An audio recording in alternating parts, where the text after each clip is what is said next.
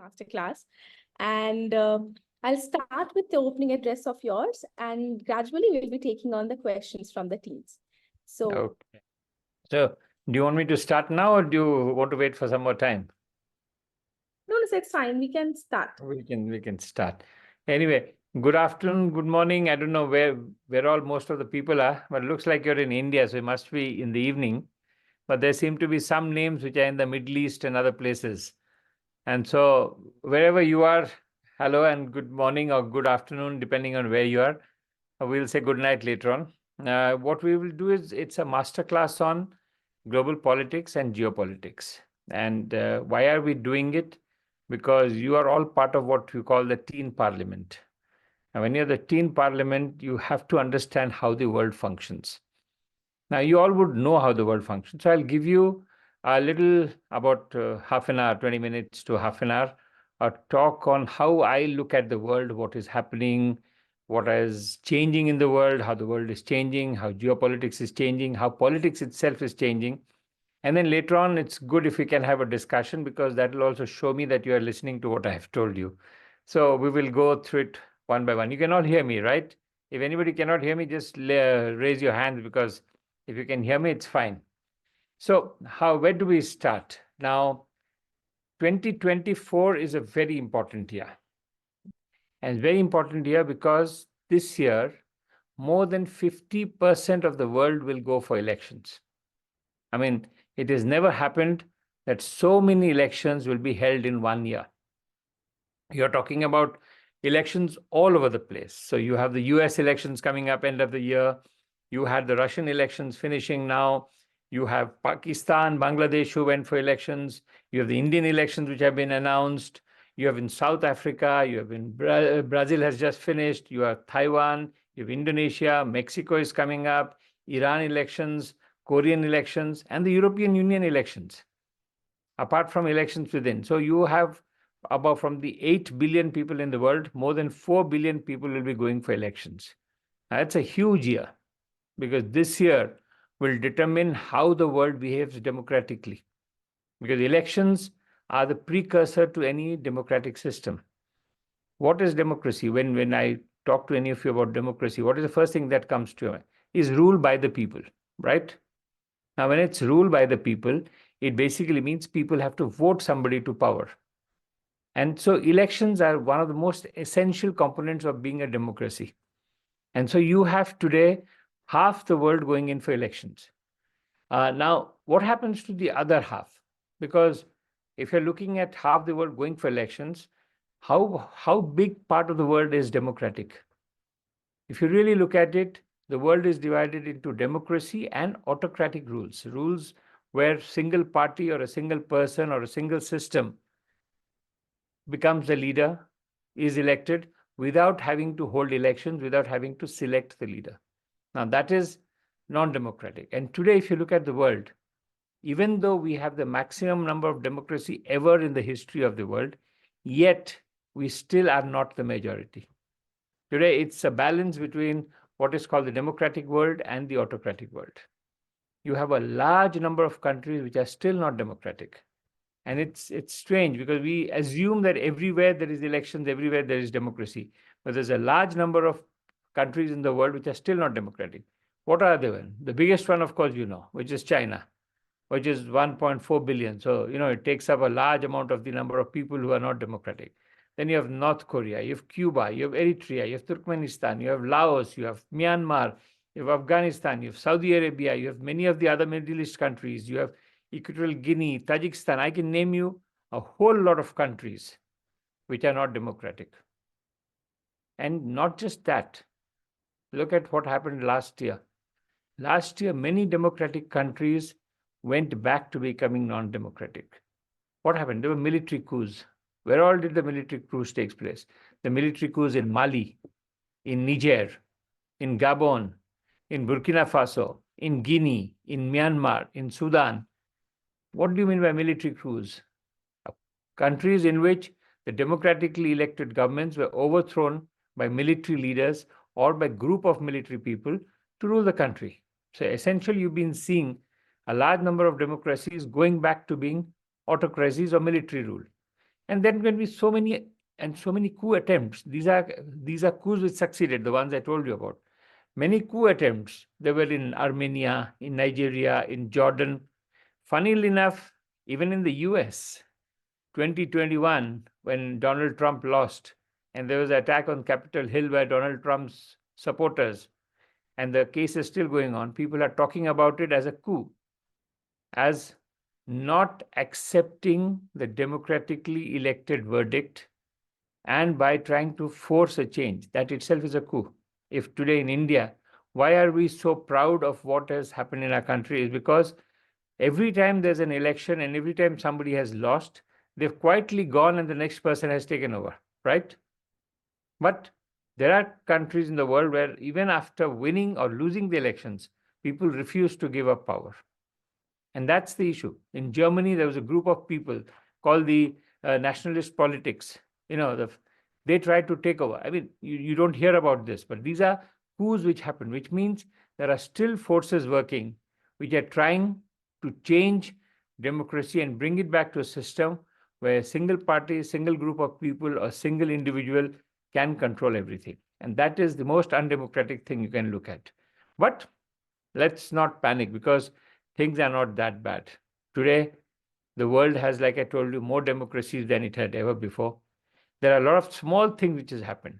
Look at China, for example. China had one of the most toughest COVID policies ever. People are suffering. But it's a non-democratic government which could control anything. If they want to do something, the people had to obey.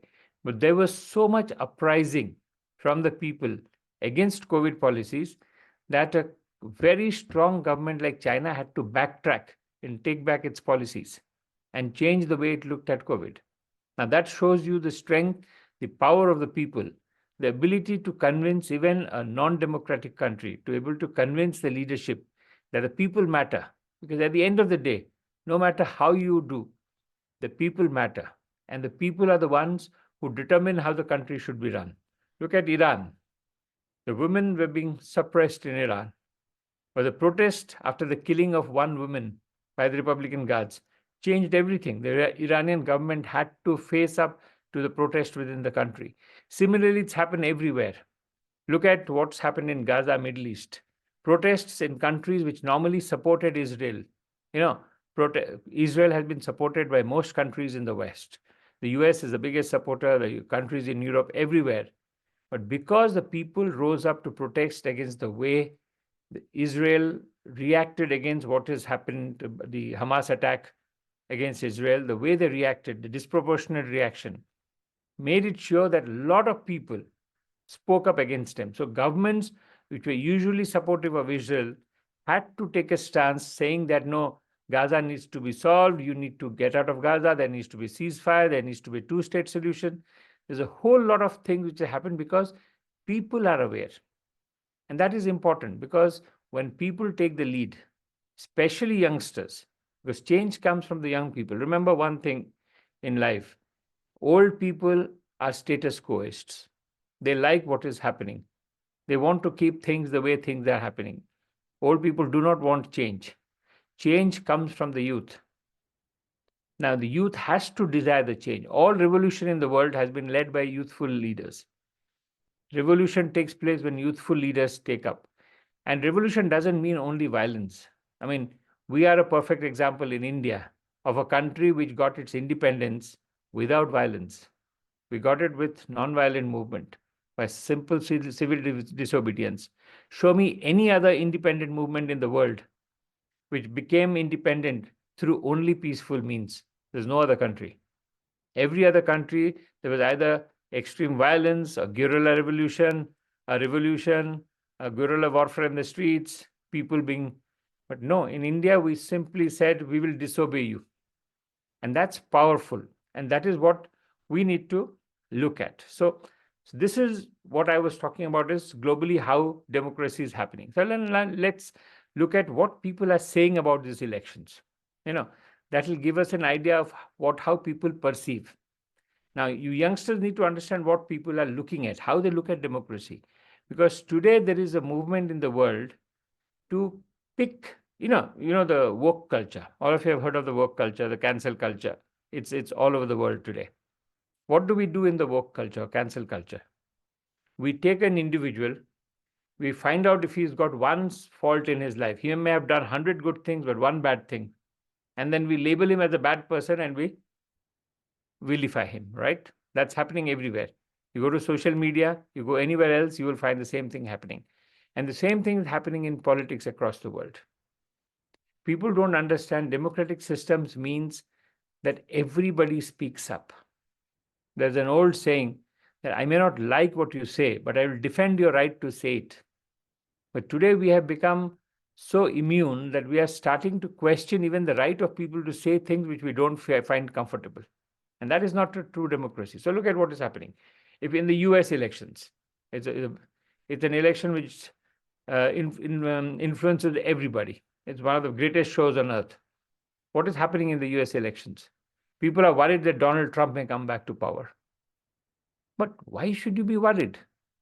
It's a democratic elections. Whom the people select will come to power. What is this whole line that, no, if Trump comes, democracy will be subverted? No. Democracy works when it allows every kind of person, every kind of people. It's the people's voice at the end of the day.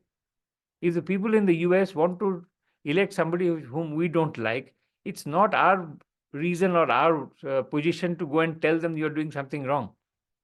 And so essentially, US election. Then look at the EU elections. EU elections coming up in June. The European Union Parliament will select. What is the fear people talk about? That the far right is rising in the European Union. What is the far right? People who are against immigration, who are against open women's rights, the far right. I don't have to explain. If anybody doesn't understand, please let me know. But there is within political spectrum between left wings, right wing, far left, extreme right, and of course centrist parties.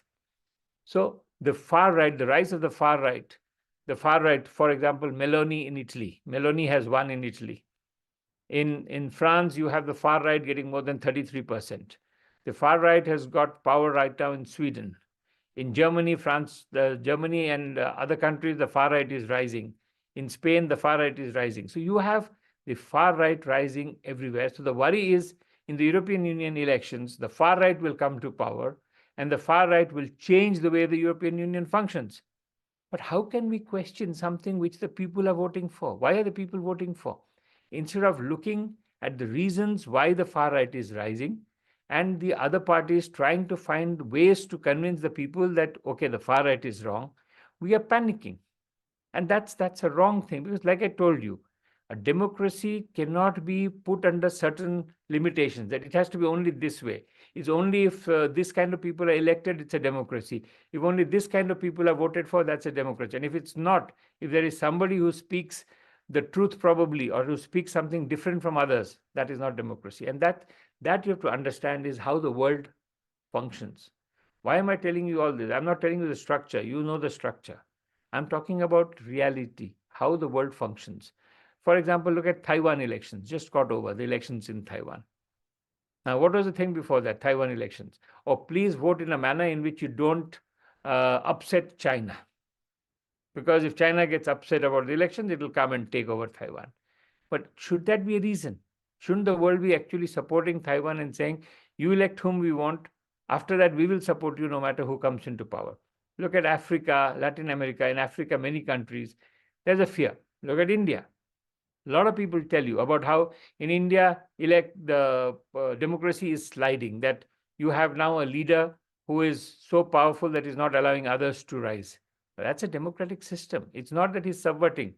If today the Indian Prime Minister stopped the elections and said no elections and I will be selected by my party, that is different.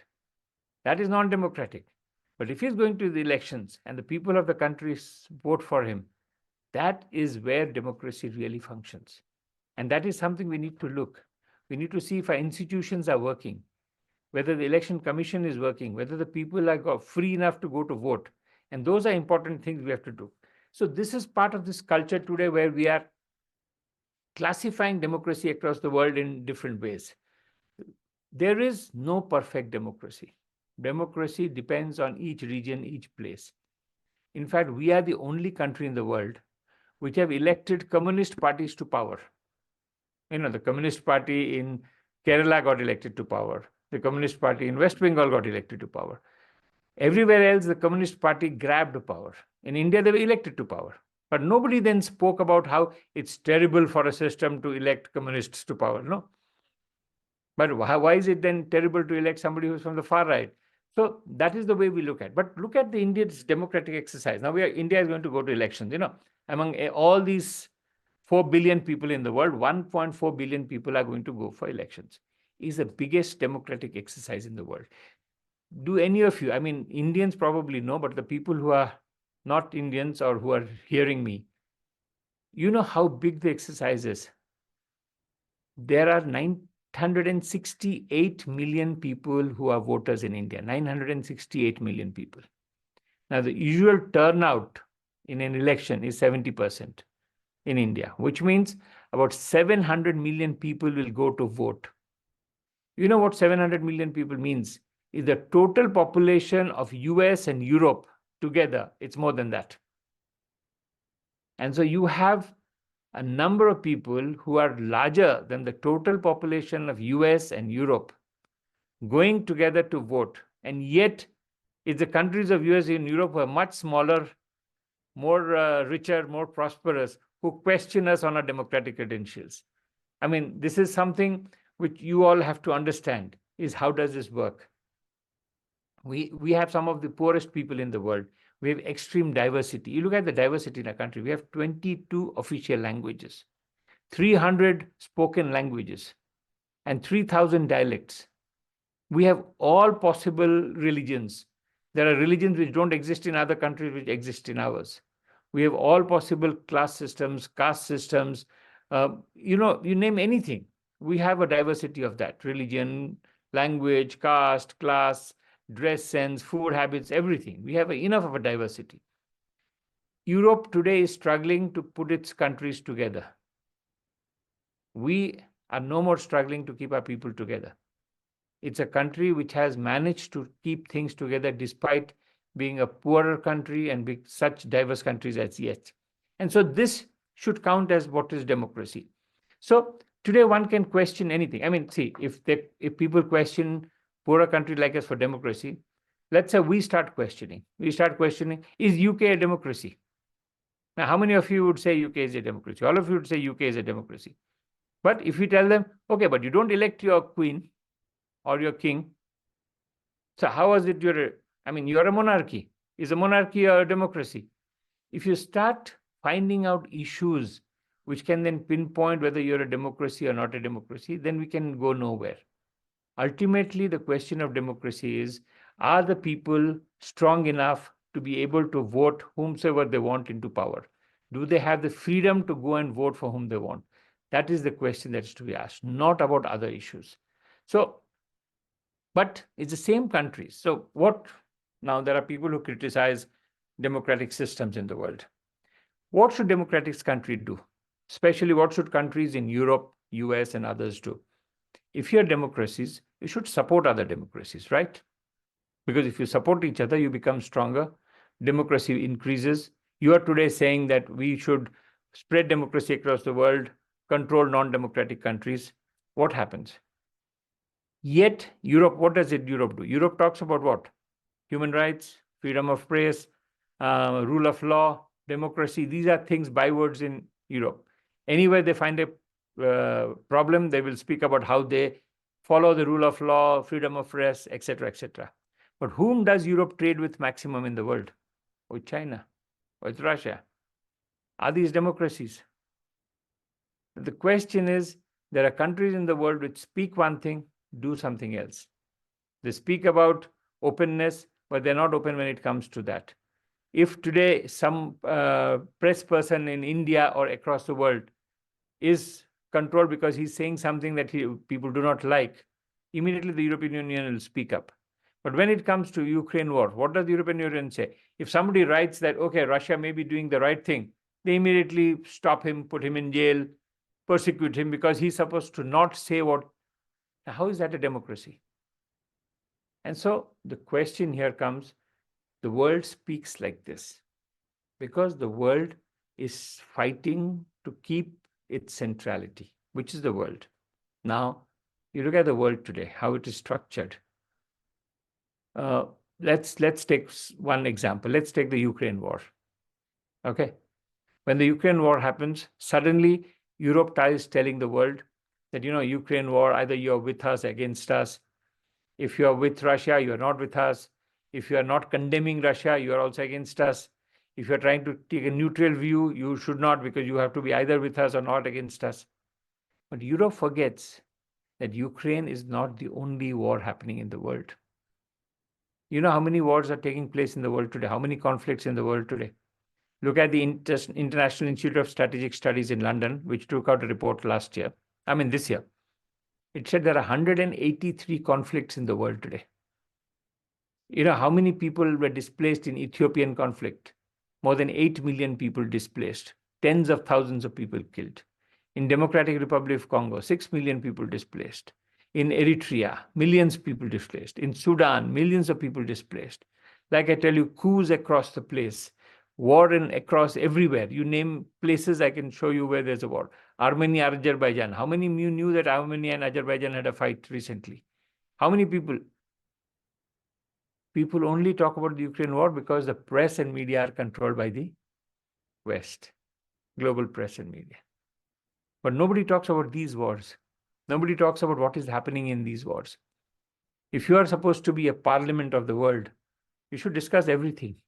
If you have the moral right, you discuss everything. But that's how the global system works. It's the strong have the power to do what they want. The weak has to listen. And in this, the weak needs to come together to rise up. And that's how the global power structure, global politics is done. But that's how the global order has been made. Now, this global order that we are looking at, where I'll come to geopolitics later on, this global order that we are looking at, when was it formed? It was formed after Second World War, right? After the Second World War, the global order that we look at has been formed after the Second World War. Now, after the Second World War, the UN was formed. When the UN was formed, you know how many countries were in the UN? Were in the world at that time? The 51 countries. Today, there are 197 countries, which means 146 countries have either become independent, become newly born. We were not independent in 1945. We became independent only in 1947. So many other countries like that became independent much later. Only 51. So those 51 countries, all the winners, not even all the 51 countries, the winners of the Second World War decided how the global order will work. So there were two systems set up. One was the UN system, and one was the Bretton Woods system. Bretton Woods is a place in the US where some of the economists of the world got together. So what was from the UN? The WTO, the World Trading System, the World Bank, the IMF, these were all set up to control global geopolitics and geoeconomics. And these winners of the Second World War decided how it was to be. So the UN Security Council today has members who are all winners of the Second World War. And so this system, which was formed 75, 80 years before, in 1945, almost 80 years, it's going to be 8 years next year, is an anachronistic thing, because at that time, like I told you, there are 51 countries, 146 countries. Some of the countries which were very small at that time today are powerful countries. And so this is not relevant to the global geopolitics today, how the global order works today. The countries like India, why was China brought into the UN Security Council? Why was China offered? Because at that time, it was part of the winning coalition, first of all, because it was against Japan. And second, it was the largest population in the world. But today, we are number one population in the world. But why is it not being offered to us? Why is it not being offered to countries which are stronger than before? Germany was one of the losing countries, but Germany is one of the 5 largest economies in the world. Why is it not being offered to Germany? Why is Japan not part of the UN Security Council? Why is Brazil not there? Argentina, South Africa, you name it. Indonesia, you can name many, many countries which are not part of it. Because like I told you, those who have power will not let go of power. And so this is how the global system, but things are changing now. We need to change it. The fulcrum of the world was the Atlantic. So the Atlantic Ocean had all the trade, all the systems, all the politics. So US on one side, Europe on one side, led the world. But the world has now shifted its fulcrum from the Atlantic to the Indo-Pacific. You know what is the Indo-Pacific? The Indo-Pacific is the region between India and the US, which is a whole region which is called the Indo-Pacific today. Now, what are the numbers? 65% of world's population, more than 65% of the world's population is in the Indo-Pacific. More than 65 to 70% of world's trade goes through the Indo-Pacific. 80% plus of the oil of the world moves to the Indo-Pacific. 70% of shipping goes to the Indo-Pacific. So today the Indo-Pacific is becoming fulcrum of the world, and things are moving back here, this side. And so the world, it's no more a Euro-Atlantic, an Atlantic, European Union, US, NATO control of the world. Organizations like BRICS, the G20, others are taking over. And so the world is changing. Geopolitics is changing the world. And how do we look at how can we change the world ourselves? So you all are part of the teen parliament. You have to look at how the world is changing, because the world is no more centered around, like I told you, the Atlantic. The world is now centered around the Indo-Pacific. The future belongs to you. So how do you handle, how do you look at this global system to handle what is happening? So what do you need to handle? Why do countries need to get together? Because there are some global problems which not everybody can resolve. No individual country can resolve. For example, climate change. Climate change, everybody has to work together to resolve climate change. Is the biggest threat to us today. And deforestation, sustainable living cannot be done by a single country. So all countries have to get together. So it's because if nobody gets together, somebody will get away with doing deforestation, unsustainable living. They will become what is called free riders in the system. It doesn't work like that. What are the other things? Poverty, food security. Today, we have more food than we need, but still people are going hungry because the consumption patterns are different. The rich countries consume much more and waste much more. The waste that is there in rich countries can feed the poorer countries forever. So we need a system where food security and poverty can be tackled by everybody. What are the other things? Other things are terrorism. How do you handle terrorism? No single country can handle it. Everybody has to work together, because my terrorist is your friend. Your terrorist is somebody's independence movement. Everybody has to work together. These are global problems. Cybersecurity. If today globally people attack each other on the cyber space, how do you handle it? So for global systems, to solve global problems, we need global systems. And so we need to all work together to ensure that the global systems function. And that is the job of what you call yourself the teen parliament or the youngsters, because the youngsters have to sit across the world, see what is to do, and work together, because you are the future. Now, when I say youngsters, you know how many people below the age of 25 are there in the world? You all are below the age of 25, right? Below the age of 25, there are 2.1 billion people in the world. The world has about 8 billion people, out of which 2.1 billion people are below the age of 25. And out of that, 750 million people are from India. So 1 out of every 3 youngster in the world is an Indian. And so in India, we have a huge responsibility to make sure that the next 25 years, all the youngsters, the people who are going to become tech experts, the people who are going to become finance experts, scientists, managers, politicians, you name it, anything, business people, we have a huge responsibility to the world. And we should work accordingly. Make sure that our responsibility to the world is taken care of. What is the future? Future is technology. And technology is something you have to master. Things are changing very, very rapidly. People forget that the iPhone only is 20 years old. People assume the smartphone was always there. The smartphone is only 20 years old, not even 20. And yet we take things for granted. We think there are certain things which will never, never happen. And so today with AI, artificial intelligence, things are changing very, very, very rapidly.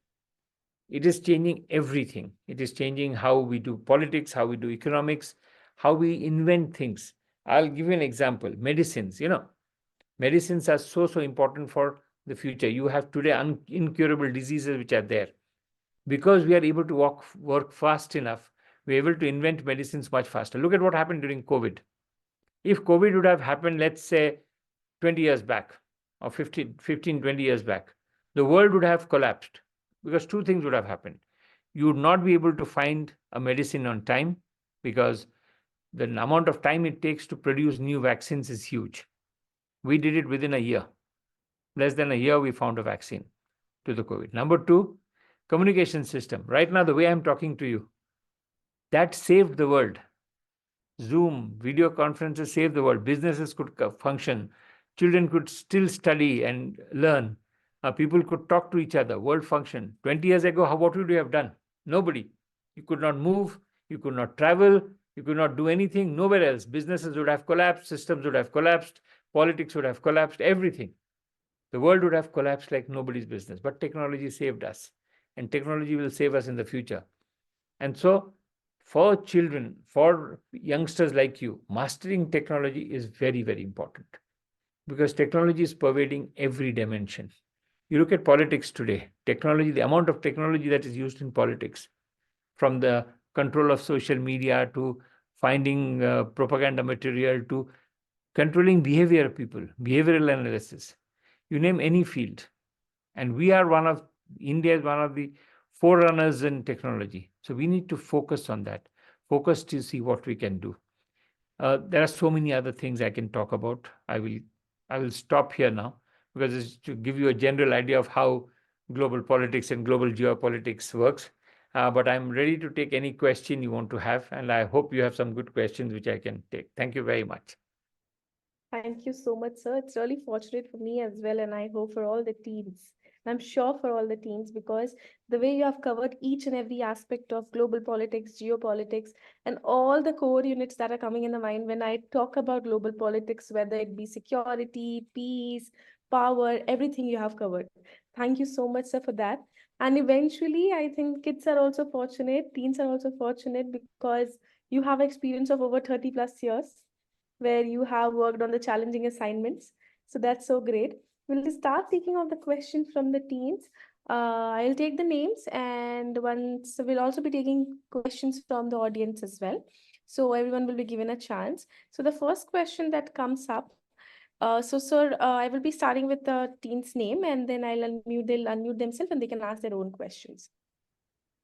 So I would request Kanak. Kanak, can you please unmute yourself and ask your question? Kanak Tiwari from Allenhouse Public School, Kanpur. Yes, ma'am. Firstly, a very warm welcome to you, sir. This side is Kanak Tiwari, the Member of Parliament of the Third Working Parliament from Uttar Pradesh, Kanak. My question for you is, in the context of global politics and geopolitics, how do you perceive the evolving role of India in fostering international cooperation and maintaining regional stability, particularly in relation to Spain and Andorra? I would like to get the answer from you. Kanak, your voice is a little feeble. I'll repeat her question, so no problem. Yeah. Thank you. She's asking Sorry, Kanak, I couldn't hear you very clearly. Go ahead. No problem. I'll just repeat that.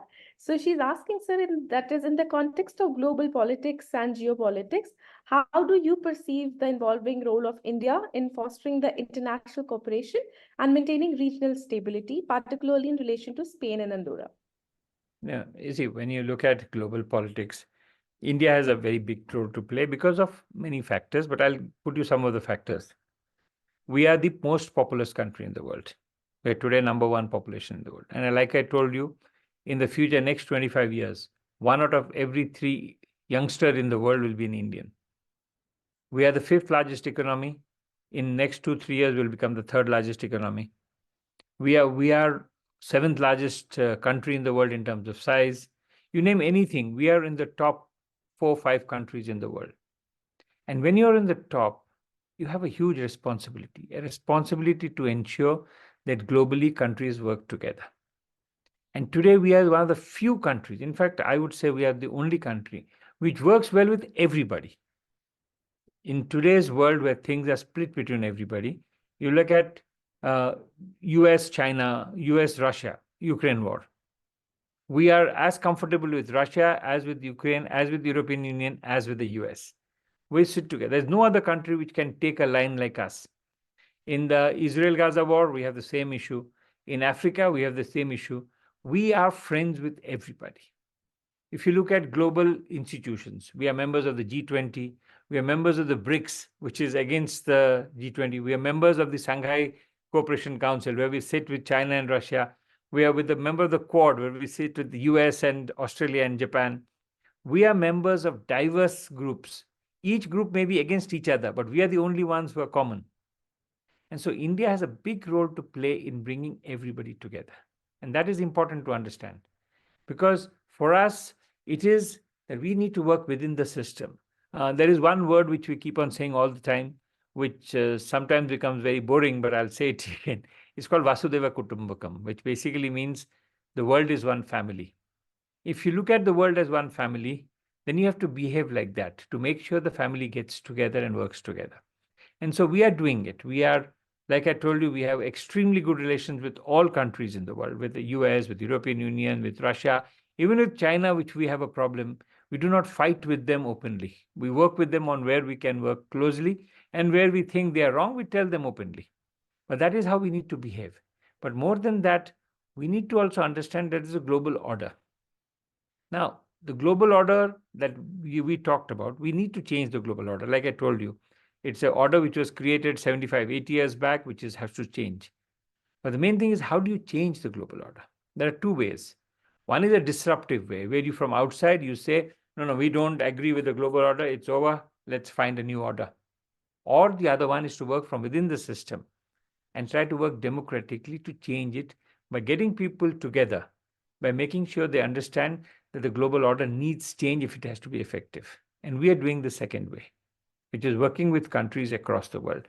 Spain, Andorra is one, European Union, US, even China, on various issues, on climate change, on debt issues, on how do you call it, global environmental system, sustainability. Many issues we work with China, but on many issues, security issues and others, we don't.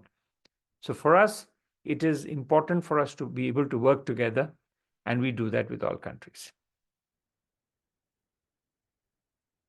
Next question. I hope Kanak must have got the answer, because no one can be the best person to get in the answer. Himself, the best ambassador of India to Spain, is answering the question. So Kanak, I hope that you got your answer, is it? Yes. So Yes. we'll take. Yes, that's great of you to ask the question. Now I'll take the second question, sir. So the second question that is coming is from Johan Thomas. John, can you please unmute yourself and you ask your question, please? Yeah. Hi, sir. My name is Johan. I'm from our own English high school. I live in Sharjah in the United Arab Emirates.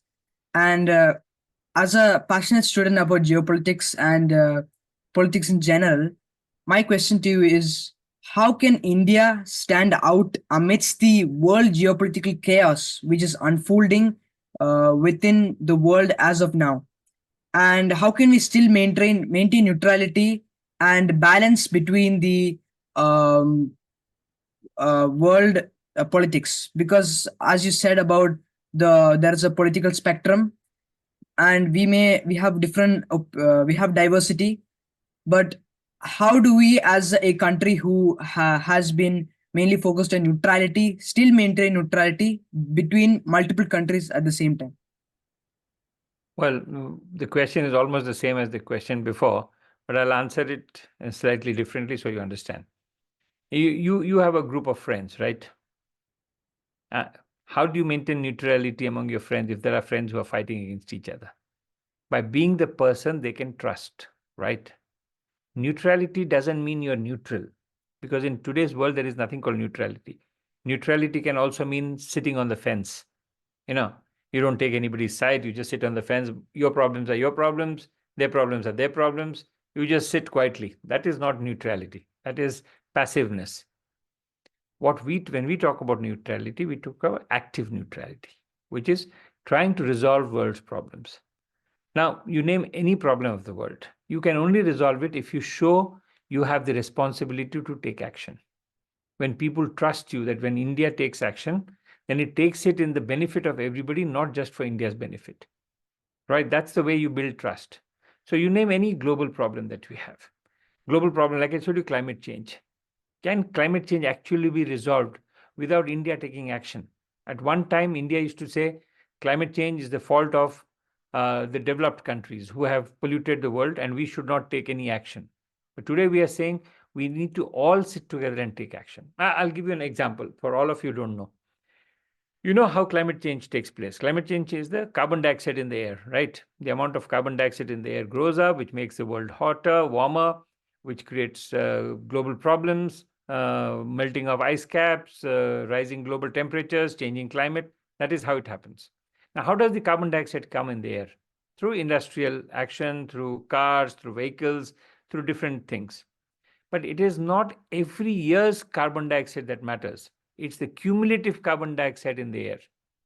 So this cumulative carbon dioxide has been happening since the 1900s, since the Industrial Revolution, and it is accumulating in the air. So that accumulation is creating global change. Now, if you look at the accumulation, who has sent the maximum amount of carbon dioxide into the air? I will give you figures. The US per capita, per individual, each US citizen sends 1,250, has sent, not is sending, has sent totally 1,250 kgs of carbon dioxide in the air. Europe sends about 350 kgs of carbon dioxide in the air. Out of which Spain does about 250, some countries do about 400, 500, but Europe does about, you know how much in India we have contributed per capita? 40 kgs. So you have 1250, 400 and 40. And yet what the world says is that the 40 kg has to do the same kind of cuts as the 1250. That I'm going to make high consumption, I'm going to spend electricity, I'm going to have all the benefits of technology and everything, but you have to cut down on electricity, not allow your people to progress ahead because you are polluting, you need to cut down the same as us. That is not fair. Is it fair? It's not fair for somebody who's polluted. The person who's polluted more has a greater responsibility in cleaning up the place, isn't it? If in your house somebody messes up the place, it's his responsibility to clean it up, not the responsibility of the one who hasn't messed up the. And if you cannot clean it up, what can you do? You can give money and technology to clean up, right? You will say, okay, I will hire a maid to clean up the house, or I will put some technology to clean up the house. That's all we are saying. We are saying the world needs to work together. Those who are polluted need to have a greater responsibility. We will also do our share, even though we are not supposed to, because we have not polluted. We still are in the lower levels of pollution. Our people need, you know how many people in India still do not have electricity in their houses? Almost 200 million people. Now, if you do not have electricity in your house, you're telling me I cannot use coal to develop electric plants because I need to save the world. I need to first save my own people, right? So the whole question here is that globally, if you have to be neutral, you have to do things for people to trust you. So in climate change, we are taking action on our own, even without the world asking us to do. 175 gigawatts of electricity. We today have more than 24% of our electricity coming from clean resources. We're putting a large amount of money into solar power, wind power, tidal power, green hydrogen, you name everything. That's how the world realizes India is responsible. And so your neutrality comes from people looking to see a responsible country. And so countries across the world, not just India, any country in the world, has to be responsible, seen as being consistent. And so that is important. And that's how you become neutral in the world. Next question. Yes. So we'll take the next question. The next question comes from Suvir. Suvir, can you please unmute yourself? Am I audible? Yeah. You are. So first of all, a very good day to you, sir. My name is Suvir Thakur from Greater Noida in Uttar Pradesh. So my question is that the United States of America has recently vetoed against the draft resolution which is passed by Algeria. which is regarding the ceasefire at the Gaza Strip. So, what are your thoughts on this decision, and what could be the reason that the United States has taken this decision? Good, Shabir. No, it's a good question. Unfortunately, for me to assign reasons to why the US has done is not my job. The US has its own reasons, but all of you know it's very clear. The Jewish lobby in US is very, very strong. It's something called the IPAC, the All Israeli Political Action Committee, which is a powerful group of business people who control everything in the US. Very strong. Israel today, the US blindly supports Israel, despite the fact that the world over has understood that what Israel is doing in Gaza is disproportionately wrong. We have spoken up. What we are saying is, you cannot kill civilians to avenge something that happened against your people. And so you have to start taking action in a manner in which there is a ceasefire. You look for the victims, you look for the perpetrators of the terror, and you try to bring in a system where there's a two-state solution, a solution where Israel also exists and another state of Palestine also exists. Now, this world over understands. Everybody's understood. Algeria was just the country which bought the resolution. We all supported the resolution, many of the countries in the world. The US vetoed it because it had its own relationship with. And this is exactly what I was trying to tell you in my presentation, is the world is not a fair place. Things do not happen because it is logically correct. Things happen because countries have vested political interests. And so in this scenario, we all need to work together to ensure that vested political interests do not harm the world over. So it is something that you youngsters will have to deal with in the future. And I leave that to you. We haven't been able to deal with it as of now. Thank you, sir. That's great, sir. The question that Suvir asked is also something that all the teams must have in their mind, that what exactly is happening in that. We'll take the next question. So the next question is from Aasim. Aasim wants to ask something about studying abroad. So Aasim, can you please unmute yourself and ask your question?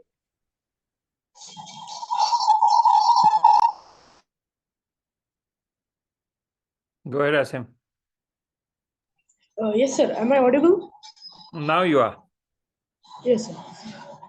Good evening, sir. I am Aasim Ahmed Khan of MSKT School, Hyderabad, Telangana, India. So, do you believe studying abroad could be beneficial? And how do you compare the education system of Spain and India? Oh. No, okay. If you look at the education system, see, it's not just Spain, India.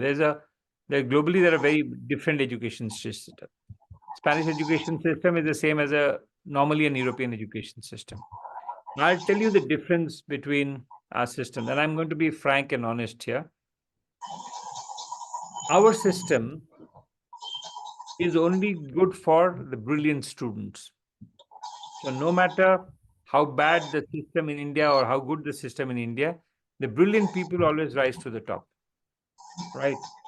The European system is made for the average person to also rise to the top. Do you understand what I'm saying? Here, Yes, the sir. focus is not just allowing a bright student.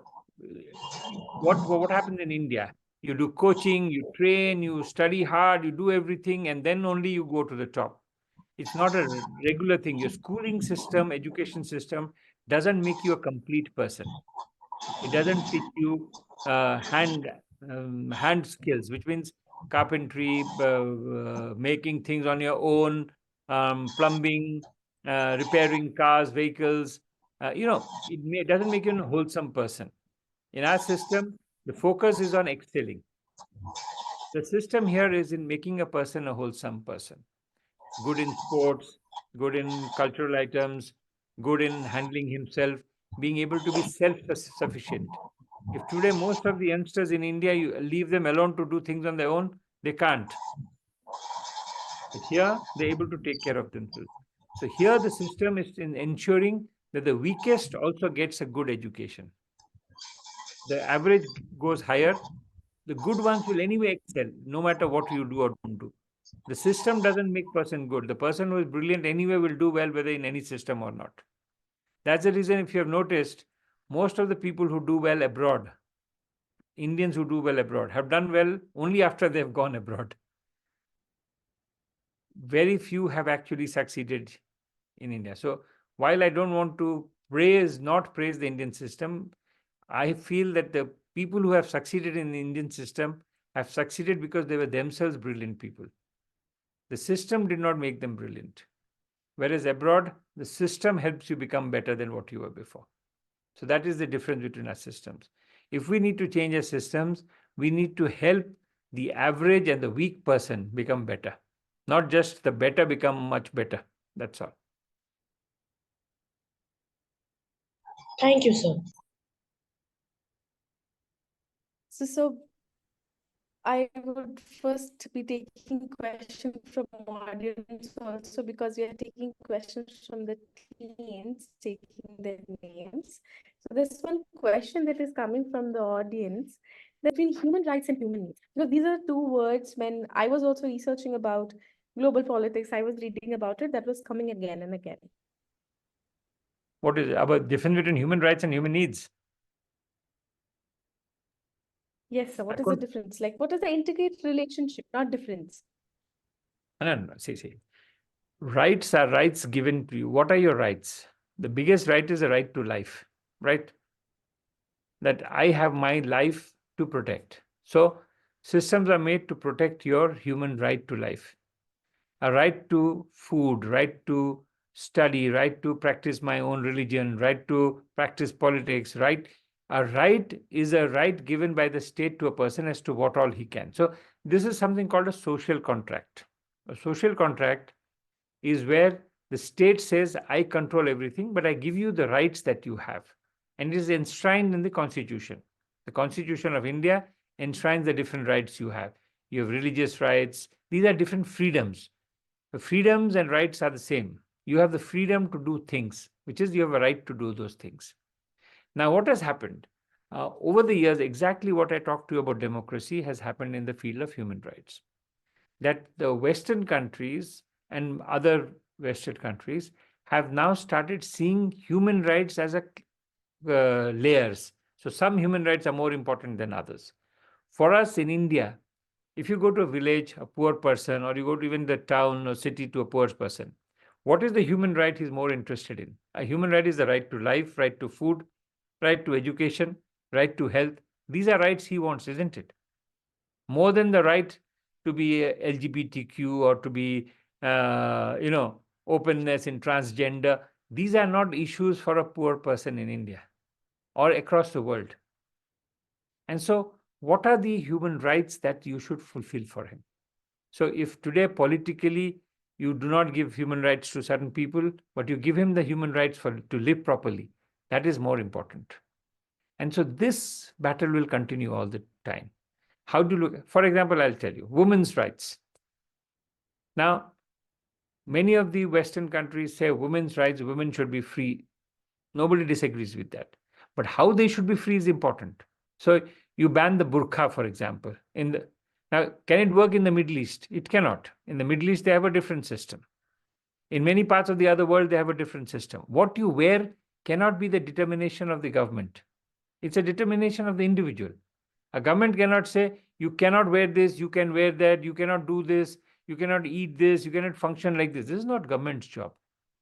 Government job is to give you the freedom to be able to do what you want, as long as you don't disturb public peace and order. And that you have to understand, because your basic needs are your basic human rights. So there is no difference between human needs and human rights. Your basic needs and your basic rights are the same. But the higher human rights that we talk about, political rights, right to practice what you want, right to speak up on different issues, these are different. These are not human needs. This come later on. This is only after human needs are satisfied, which is food, shelter, roti kapda makan, what we used to call. Food, shelter, and eating is your basic human needs. And that should be your first human right. And for any government, they have to give that to the people first. Sir, I totally agree with this roti kapra makan thing, that these are the basic human needs and also rights. So there's a relationship that all, and I also understand that what, and the audience who have asked this question must have got the answer. This one question that will take, so I would like to request Andri Basu, please unmute yourself and please ask your question. Greetings of the day. Good I day. am Aindri Basu from Douglas Memorial Higher Secondary School, West Bengal. So my question is, how can teenagers promote awareness and understanding of historical and cultural factors that shape geopolitical conflicts and rivalries? Okay, let me be very frank here. Historical, cultural factors. Who writes history? History is written by the winners, always. The winners determine what history. If Germany would have won the Second World War, today the history of Europe would be different. Because UK won, and UK and its allies won the Second World War, history is different. Same with culture. What is culture? Culture is what you have at present. We always look to the past to saying what our culture was. We always glorify our culture of the past, saying our culture was wonderful in the past. But we never think of what is our culture today. Is our culture today? How many of you actually practice your culture? How many of you do singing, dancing, music, your own culture, read the Vedas? We don't. Many of us Sir, don't. I do. No, you do. I'm saying many of us don't. So what I'm saying is, culture is what we have today. And so the more we practice, the more it spreads. It is not about how can we spread it. You cannot spread culture and other factors. History and culture are something which happens. You cannot spread it. You can only spread it by all of us doing it at the same time. When American culture has seeped everywhere, from burgers to pizzas to the way we dress, what we wear, what we do, that's very American. But did the Americans do it deliberately? No. It happened because people accepted it and people did it. Same with you.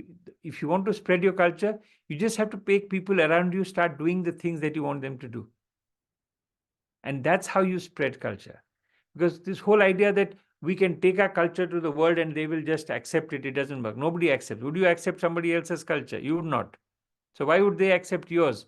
Unless they find it attractive, unless you are practicing it yourselves, unless you show them how useful it is, only will they do it. The same with history. What you write about history is your perception of history. Why should he listen to your perception of history? His perception is different.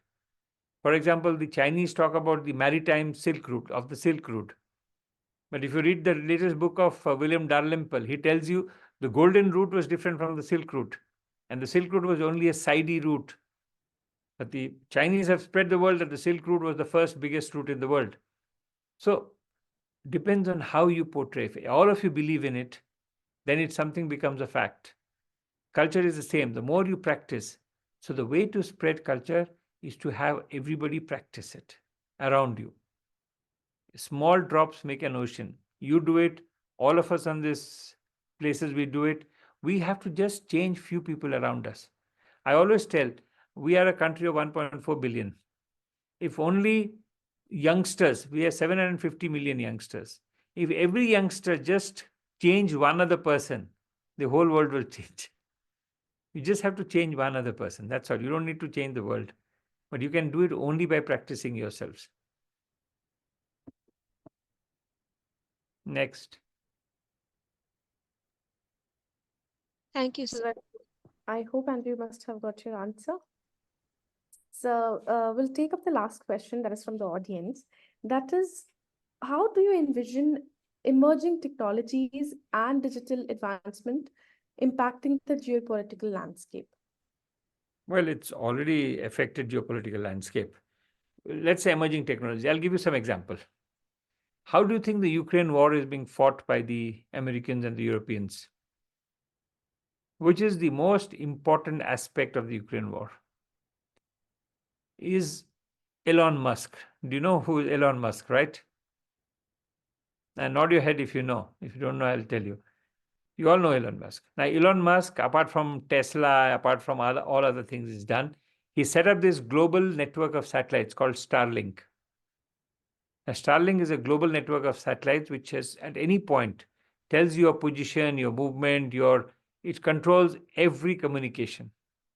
Today in Ukraine, when a small drone can take out a Russian warship, is all because of Starlink. So technology today helps you control parts of the world. Why do you think the West dominates the world in terms of communication? Because the internet is controlled in the West. But today, who is the biggest users of the internet? Do you know who are the biggest users of the internet? Instagram. 60% of Instagram users in the world are Indians. 55% of Facebook users are Indians. 60% of questions asked on Wikipedia is India related. So you have a great chance to spread what you think, what you do across the world. It is first for you a great chance to spread. The second part is when there is an advertiser in the world, when there is somebody who's looking for a market, who's looking for behavioral analysis, where does he go? He has to look at Indians, youngsters, to find out what you eat, what you wear, what you think, what is the future, what is the technology. So my simple thing I tell to every youngster, learn technology and learn and have knowledge, because it's only by the power of knowledge and technology can you rule the world. And you will. I have no qualms about that. I'm 100% confident youngsters for tomorrow. And it's not just youngsters from India, youngsters from across the world. But the only thing is, Indian youngsters are more in numbers today. China, the numbers are falling. Europe, the numbers are falling. US, numbers are falling. If you look at the world today, in the future, like it will 25 years, out of the 3 people, 1 will be from Africa and Latin America. That's 1 person, 1 from India and 1 from the rest of the world. So you can imagine what a big influence Indian youngsters will have on the world. So take it as a responsibility and start learning up, making yourself strong in both technology and knowledge. So I know that there are many questions which are still left with the teens and they are getting so many questions in their mind. But there's one interesting question which is coming from one of the teens, Divyam. Divyam, can you unmute yourself and please ask your question if it's okay, sir? Namaste, sir. Myself, Divyam Gupta. I am a student of DPSG from Ghaziabad, Meerut Road. Sir, I wanted to ask that, sir, as in the global world, what we are seeing today, sir, when we ask for the UN permanent seat, the Chinese delegations always say that we have not signed on NPT and CTBT. Those are the 2 treaties that are very important for the nuclear weapons. And sir, we very well know that these treaties are sir, very irrelevant, because saying that on January 1st, 1967, after that, whoever has made nuclear bomb cannot use it. So that is basically having a discrimination between people just based on time. So we have not signed on that. Sir, making this as an excuse, how can we pass this? And how can we actually get a UN seat passing these issues? And how can we answer these questions to the world when we are questioned on NPT and CTBT? Listen, you have put too many issues in one question, and let me clarify each one of them. One is a UN Security Council seat. The other is NPT, CTBT, etc., etc. Now, the UN Security Council seat today is controlled by those 5 countries who are part of the Security Council. They have a veto. They will never give it up. So we have to work with other countries to try to reform the UN, which is happening because the UN Security Council today is in an impasse. Nothing is happening in the Security Council because you have US, France, and UK on one side. You have China and Russia on the other side. They don't agree. Everybody vetoes each other. US vetoes anything they bring in. They veto anything.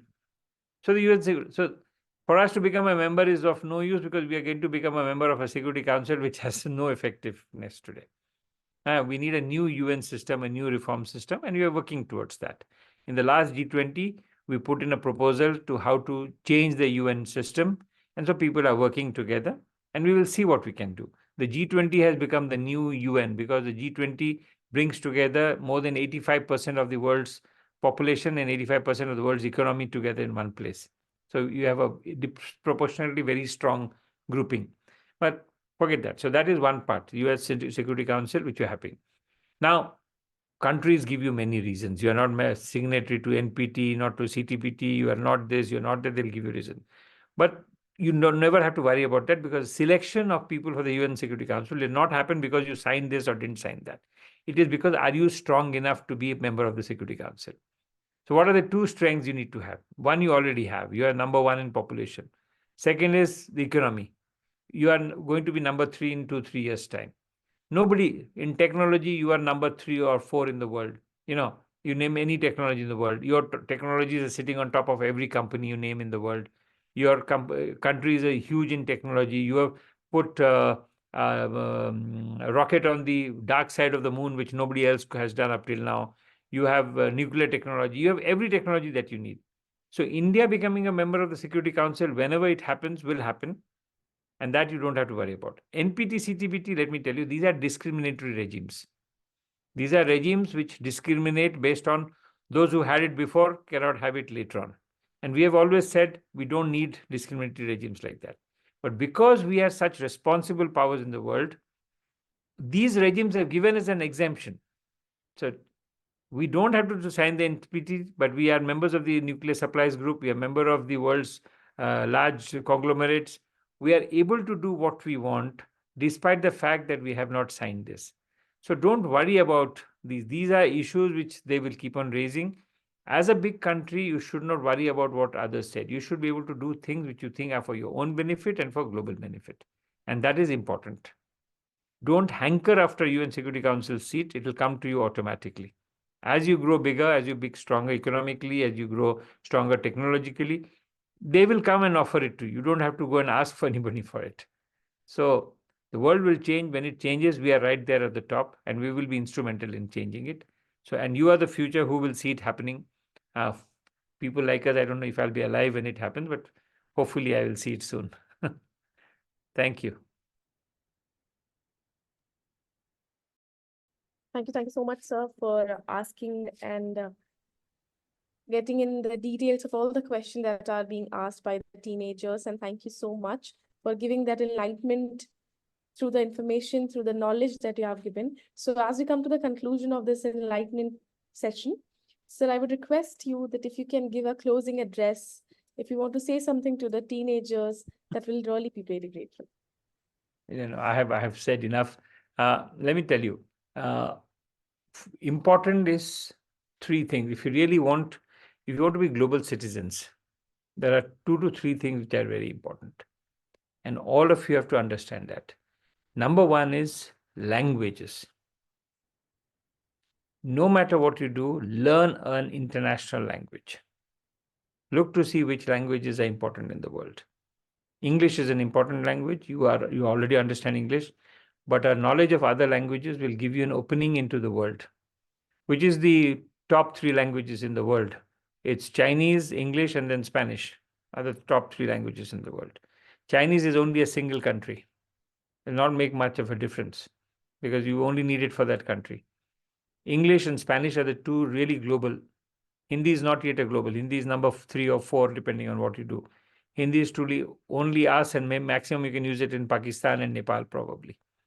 So learning a foreign language is very, very important. So first thing is foreign language. Number 2, what I've been telling you for a long time, be comfortable with technology. Understand technology, because that will help you understand everything else. And number 3 is knowledge of whatever you are studying or doing.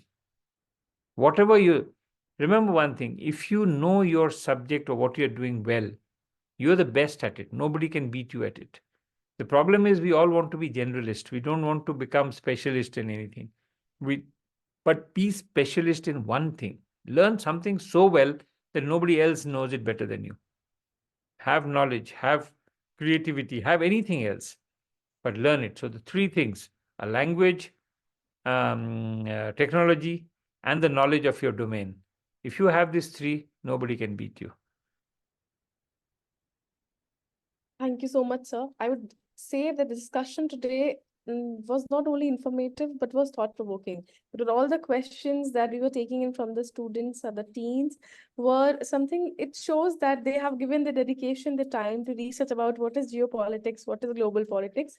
And as we leave this masterclass, I am very sure that they must be carrying forward the knowledge that they gained from you. So I'll also take a minute to appreciate that all the teens, even you, have shown the enthusiasm where you people are present over here on a weekend, which definitely shows the dedication that you people have for the World Teen Parliament and the discussions that we are having here. So thank you so much. Thank you so much for your participation. Thank you so much to all the teens, and it was really an honor to host you, sir. I would surely Wonderful. see you. Thank you. And enjoy whatever little is left of the weekend. Thank you. Surely, sir. Thank you so much. Bye.